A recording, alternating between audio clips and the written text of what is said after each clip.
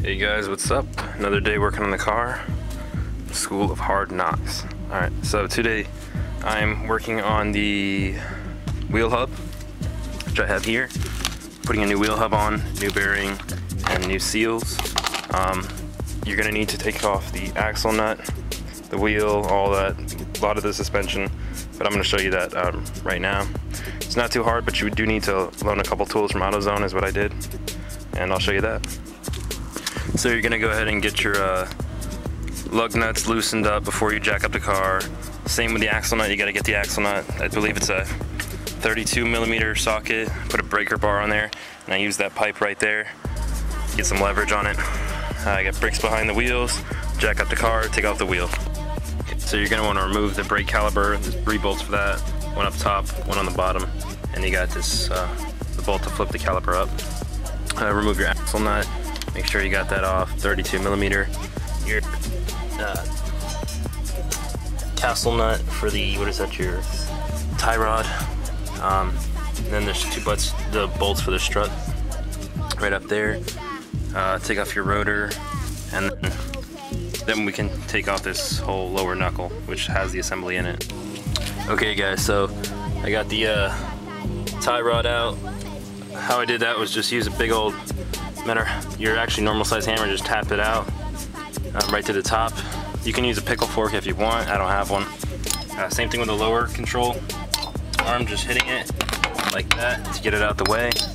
And then I leave one bolt on the top just to hold it in there. Push the axle shaft back out and all this will come off.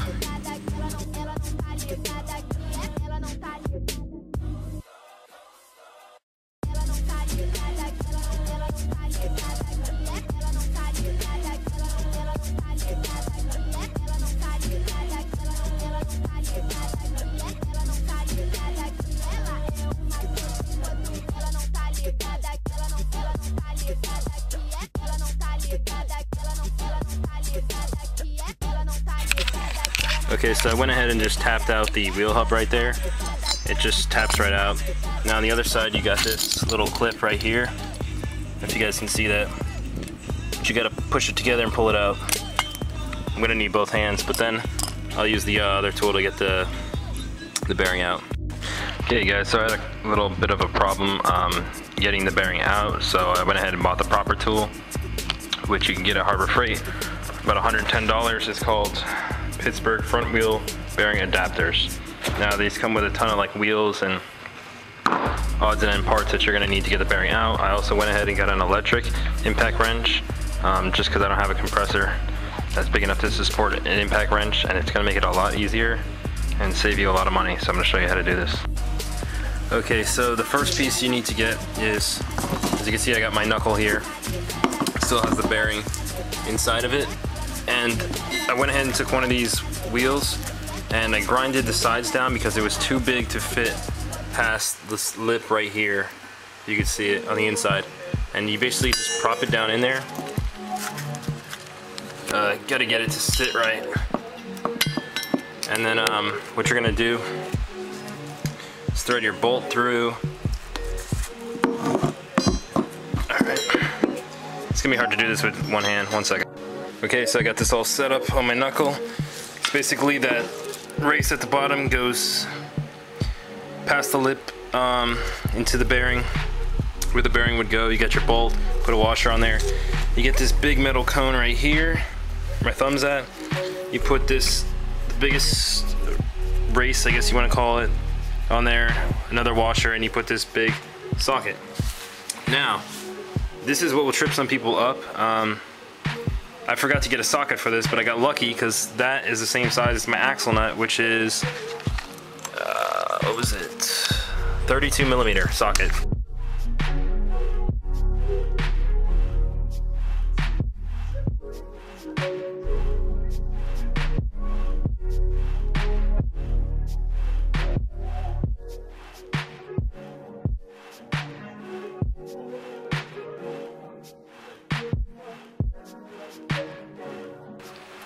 Okay guys, so I was working on this, pretty much got it halfway out.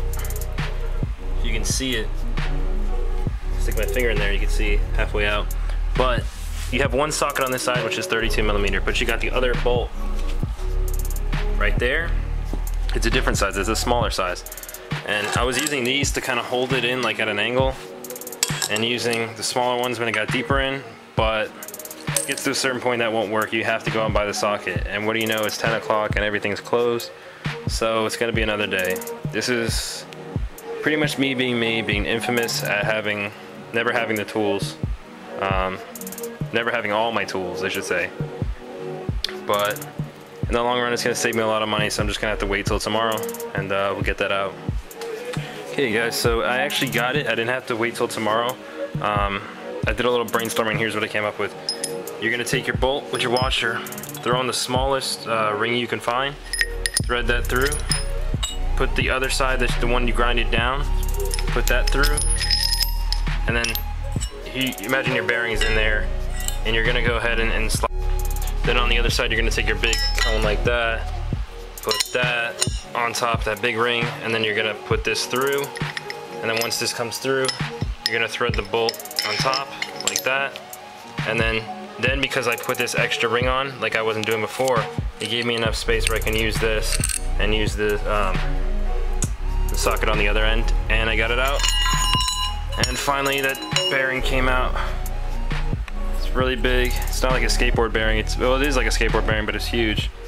So now I can put the new one in, make sure I lube it up, and we can go back on the car. Okay guys, so welcome to another day. I got the knuckle all cleaned up the inside. You got my bearing a little bit greased up. Just pop it right on there. Got my ring, just a little bit, about the same size as that. And then I got another one, bigger, with the washer. Push it to the other side, and we'll bolt it down, and it'll pull the bearing right into the knuckle.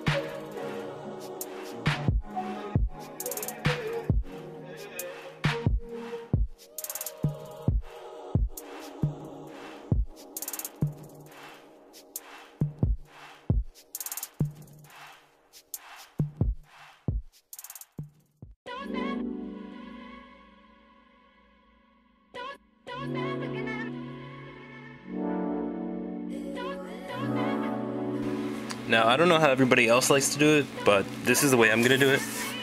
I'm taking my knuckle with the new bearing and seal installed, sprayed a little grease on it, and I got my wheel hub. I push it in slightly. Then I'm gonna use the same tool on the back side here. Same tool I got for using the bearing.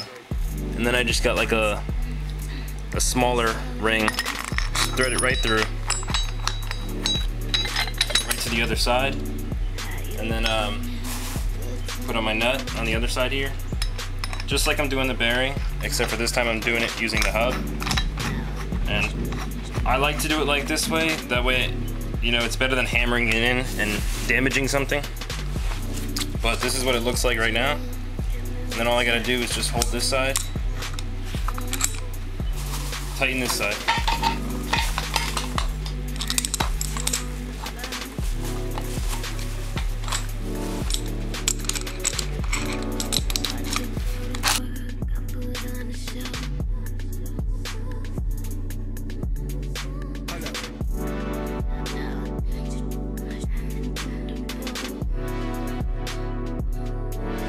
Okay, so just to show you how I had it set up, I got my impact gun, 32mm socket, bolt that came with the kit.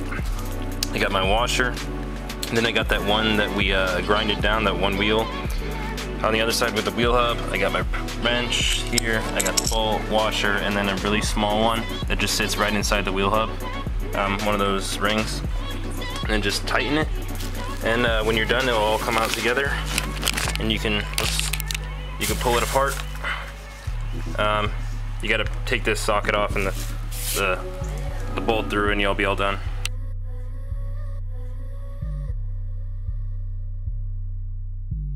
These niggas ain't bad about it. These niggas ain't nothing on you, baby. You gotta get it. The way you run shit and make things so well. Now to install it back into the car, we're just gonna do the opposite of uninstalling it. So I'm gonna start off with the lower control arm, bolt it up here to the strut, get my axle in, tie rod, brake caliper, and we'll be done. Well, just as I start getting something accomplished, it's gotta go and rain on me. But it's Florida, so it's on and off. I probably stop in 5 minutes and start in 5 minutes. But I pretty much got everything on there, just gotta tighten them down. Yeah, and then we'll be done. I can put the wheel back on, get an alignment, all that. Alrighty guys, guess what? We're done. Yep, caliper's back on, rotor's back on. Oh wait, we're not done. I forgot to tighten that axle nut. Good thing I reminded myself. But yeah, pretty much all done. Got everything tightened up. So the last thing I'm gonna have to do is put the wheel back on and bleed the brakes just to get those nice and firm. One thing I would suggest was, the reason I replaced my hub and my wheel bearing was because this was really wobbly. It was like shaking. I couldn't figure it out. So I took it to a mechanic shop and had them take a look at it, and they're like, yeah, it's your wheel hub. And they're like, oh, it's gonna be $400. And I was like, no, thank you, I'll do it myself. So I paid 50 bucks for the parts. I'll put the link to that below. And yeah, it's a simple enough job if you have the tools to do it. It's nothing complicated, just gotta have the right tools or you're gonna be stuck all day. So I'm gonna throw the wheel back on. Another day I'll bleed the brakes and we'll be all done. Thanks for watching guys, appreciate it so much. I have a couple of requested videos I'm gonna be doing soon, so I'll post those when I get a chance. Alright guys, car's all done. Got that wheel bearing and hub done. If I forgot to mention this guys, my brother got a new car. He got a Scion XB. Some of you are like, oh my god, toaster.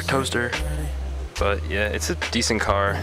I'm not a fan of the paint color or the wheels. I'd say stretch those tires. And he was thinking about painting it gray and doing the red on the wheels black. It's already on lowering springs.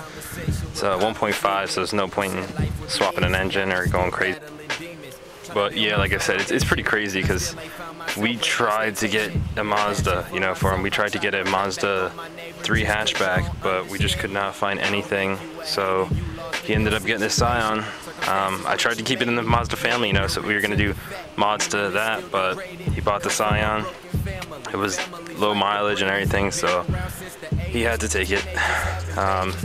And I was asking all over Facebook, anyone got a 3 for sale? The only thing is that he drives an automatic, he can't drive a manual, and he doesn't want to learn either, so whatever. So the Scion's not going to be part of Mazda mods, but we still have the Protege 5. So, and by the way, I need another car as a daily driver because this is really turning into a project car. So soon I will be looking for another Protege or Mazda 3. We will see about that in the future. But for now, peace out guys. Thanks to Team Protege 5 and the Protege Chill Spot and all the guys on there who helped me while I was screwing this up. Later. Okay, so I just got back from driving the car and I cannot believe how much smoother the ride is now that I've changed the wheel and bearing. I honestly couldn't believe it. I was like, it felt like a new car. So that's really what it was for the longest time. I've had that noise probably right after I bought the car, and I just was so used to hearing that I never addressed it until now when I did my brakes, and I finally figured out that's what that sound was. So glad I changed it. It's such a smooth ride now, and on to the next thing.